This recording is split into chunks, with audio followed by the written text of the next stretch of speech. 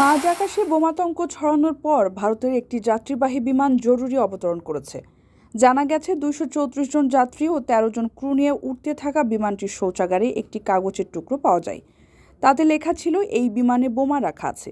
বিষয়টি নজরে আসার পর বোমা আতঙ্ক ছড়িয়ে পড়লে ভারতের ভিস্তারা এয়ারলাইন্সের ওই বিমান তুরস্কে জরুরি অবতরণ করে। শুক্রবার বিকেল ৪:৩০টার দিকে ঘটে এই ঘটনা। তুরস্কের স্থানীয় কর্তৃপক্ষ জানিয়েছে, অবতরণের পর যাত্রী ও ক্রুদের নামিয়ে বিমানে তল্লাশি চালায় বোমা নিষ্ক্রিয়কারী দল। তবে সেই তল্লাশিতে বোমার অস্তিত্ব পাওয়া যায়নি। প্রয়োজনীয় পরীক্ষা নিরীক্ষার পর নিশ্চিত হওয়া গেছে ঘটনাটি ছিল একেবারেই ভিত্তিহীন। ভারতের ভিস্তারা এয়ারলাইন্স জানিয়েছে, বিমানটির অবতরণের পর ক্রু সদস্য ও যাত্রীদের নিরাপত্তা এজেন্সির মাধ্যমে নিরাপদে সরিয়ে নেওয়ার পাশাপাশি প্রয়োজনীয় পদক্ষেপ নেওয়া হয়েছে। সেই সঙ্গে এয়ারলাইন্সটি জানিয়েছে, তারা একটি বিকল্প বিমানে করে যাত্রীদের নিরাপদে গন্তব্যে পৌঁছে দেবেন।